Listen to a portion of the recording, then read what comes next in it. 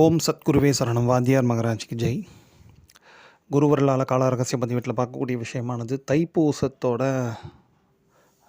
சின்ன சின்ன குறிப்புகள்.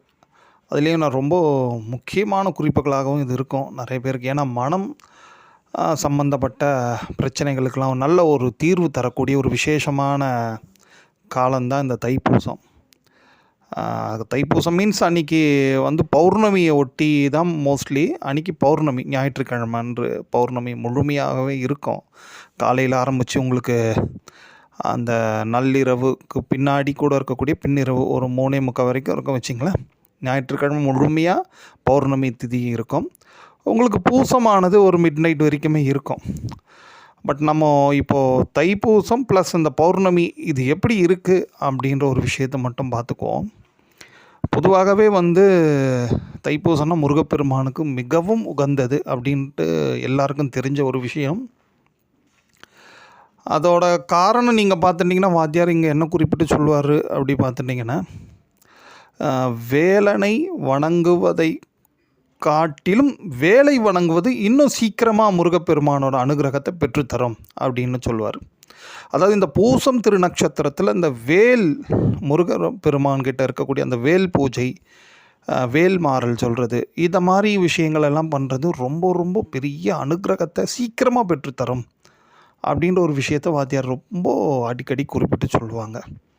அது அந்த வேல் மாறல்லாம் ரொம்ப பவர்ஃபுல்லான ஒரு துதி. அது இதை எப்போ சொல்லலாம் அப்படின்ட்டு நீங்கள் பார்த்துட்டிங்கன்னா, கரெக்டாக அந்த குளிகை நேரம் வரும் பாருங்கள். ஞாயிற்றுக்கிழமை உங்களுக்கு 3-4 குளிகைன்னா அந்த சூரிய உதயம் ஒட்டி கிட்டத்தட்ட ஒரு அரை மணி நேரம் தள்ளி போகும் வச்சிங்களேன். ஒரு 3:30-5 வரைக்கும் இருக்கும். அந்த நேரம் உங்களுக்கு குளிகை நேரம். ஞாயிற்றுக்கிழமை இது அன்றைக்கி சொல்லக்கூடிய விஷயம் இது. அப்போது அந்த டைமில் அந்த 3லேருந்து 5க்குள்ளே, அதுலேயும் 4:30க்குள்ளே நீங்கள் இந்த வேல்மாறல் பூஜையை, வேல் பூஜை என்ன உங்களுக்கெல்லாம் தெரியுமோ ஸ்லோகங்கள், வேல் சம்மந்தப்பட்ட நிறைய ஸ்லோகங்கள் உண்டு. அதெல்லாம் சொல்கிறது மிகப்பெரிய அனுகிரகம் நிச்சயமாக உண்டு. அதுக்கப்புறம்தான் இன்னொரு கூடுதலான ஒரு சிறப்பான ஒரு விஷயம் ஒன்று உண்டு. என்னென்னா, அந்த 4:30 மணிக்கு மேலே 5 மணிக்குள்ளே அப்போது இந்த குளிகை நேரமும் இருக்கும், ப்ளஸ் சந்திர ஓரை இருக்கும். பொதுவாகவே இந்த சந்திர பகவானுக்குரிய பூஜைகள், சந்திர பகவானுக்குரிய காயத்ரி ஜபங்கள், சந்திர பகவானுக்கு ஒட்டி என்னெல்லாம் பூஜை இருக்கோ, அம்பாள் பூஜையாகட்டும், ஏதாவது ஒரு அபிஷேகம் ஆராதனை எது பண்ணாலும் குளிகை நேரத்தில் இந்த சந்திர பகவான் காயத்ரி சொல்கிறது, சந்திர பூஜை பண்ணுறது மிகப்பெரிய பலன்களை தரும் அப்படின்ற ஒரு ரகசியத்தை வாத்தியார் எவ்வளோ வாட்டி அடிக்கடி சொல்லுவாங்க. அது நிறைய பேருக்கு தெரியுமோ தெரியாது தெரியல. ஸோ அதனால் இது ஏன் இப்போ இதை எடுத்துருக்கோம் பார்த்துட்டிங்கன்னா, எவ்வளோ குளிகை போயிட்டே இருக்குமே.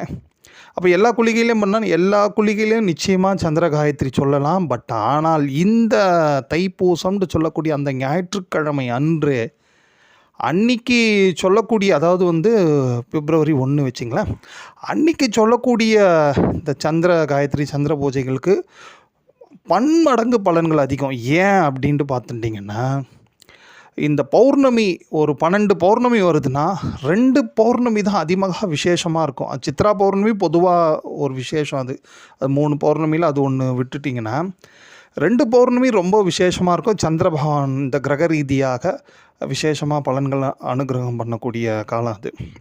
அதில் ஒன்று தான் கார்த்திகை பௌர்ணமி. ஏன் கார்த்திகை பௌர்ணமினா, கார்த்திகை பௌர்ணமியில் சந்திர பகவான் உச்சத்தில் இருப்பார், உச்ச ராசியில் இருப்பார், ரிஷபத்தில்.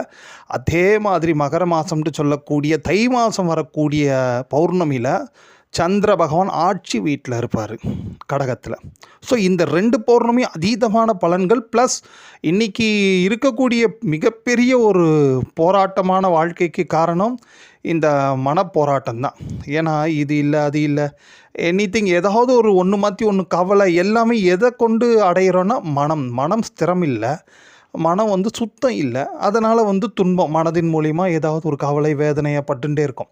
ஸோ அந்த மனமானது நல்ல திண்மை பெறுவதற்கும் வலிமை அடைவதற்கும் உரிய ஒரு அற்புதமான காலம்தான் இந்த மாதிரி வரக்கூடிய இந்த பௌர்ணமி. அதுலேயும் சந்திரன் ஆட்சியாக இருக்கும் போது வரக்கூடிய பௌர்ணமி, அதுலேயும் குளிகை டைம், அந்த எட்ஜ் ஆஃப் டைமில், அந்த டைமை ஏன் சொல்கிறோன்னா அது சந்திர ஓரை. அது ஸோ அந்த டைமை நம்ம ப்ராப்பராக யூட்டிலைஸ் பண்ணிட்டோம். அதுக்கு முன்கூட்டியே வேல்மாறல் பூஜை பண்ணிடணும். நம்ம பண்ணிவிட்டு அதுக்கு அடுத்து அந்த எட்ஜ் ஆஃப் டைம் 4:30லேருந்து 5க்குள்ளே நம்ம இந்த மாதிரி சந்திர பகவானுக்குரிய பூஜைகள் பண்ணுறதுனால நிச்சயமாக மிகப்பெரிய அனுகிரகம். குறிப்பாக இன்றைக்கி டென்ஷன் இல்லாத ஒரு மனுஷனும் இல்லை அப்படின்ட்டு சொல்கிற மாதிரி ஆகி போயிடுது. அந்த டென்ஷன், ஒரு மனப்பதட்டம் இதெல்லாம் வாழ்க்கையில் ரொம்ப அதிகமாக அடையாமல் ஓரளவுக்கு கொஞ்சம் கம்மியாவதற்காக நிச்சயமாக இந்த பூஜைகள் நமக்கு பேருதவியாக இருக்கும். ஆனால் இந்த நாளை யாருமே மிஸ் பண்ணக்கூடாது.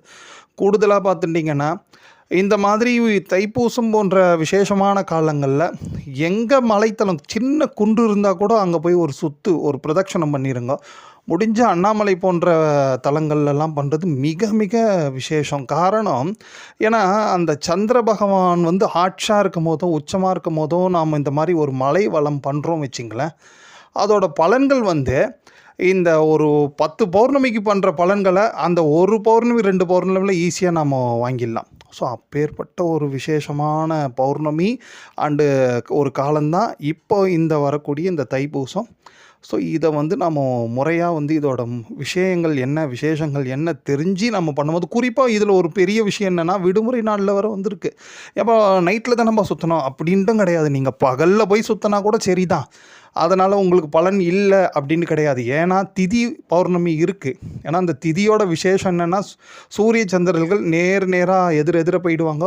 நடுவில் நம்ம பூமி இருக்கிறதுனால 2 பேரோட அனுகிரகம், அதாவது சுவாமி அம்பாலோட அனுகிரகம் பூமி மேலே அப்படி இருக்கிறது படுற மாதிரி அது கணக்கு. அதனால் நீங்கள் பகல் வேளையில் சுற்றினாலும் பலன் உண்டு, இரவு வேளையில் சுற்றினாலும் இந்த வாட்டி உங்களுக்கு பலன் நிச்சயமாக உண்டு குருவர்களால். ஓம்.